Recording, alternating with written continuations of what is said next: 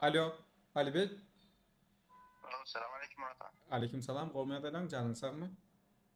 Murat özünüz neydi? Şükür hasta hoş. Neydi Ahmet ya? İşte şu an. Hava. Saat mi? Kimliğine tapşırımına ne günüm oldu? Ee, Tapşıranım ha. Neçe gün oldu? 20 neçe gün oldu etten. 20 gün mü oldu mu?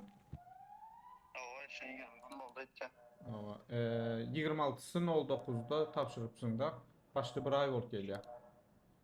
Haber gelmedi mi sana kimliğinden? Havar geldi. Bugün demedim havar geldi. Hı hı. Gene yine açıp nemetmedim işte babam Hmm. için. Onaylandı değil geldi yine. Düşündüm. Kutlu olsun onda. Ay sağ olun çok Murat abi. Hava. Ne yıllık başvuru yapantın? 2 yıl yaptım.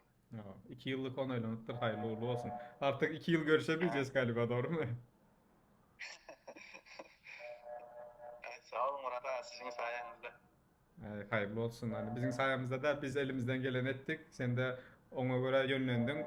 Doğru maslahat verdik. Doğru yolu görkezdik. Sen hem ona uydun. Biz sana teşekkür ederiz. Biz saylanın için. Sağ olun yakın size sağ olun. Hava. Başka diyecek saatlerin var mı? İşlerinizde üstünlük Murat abi.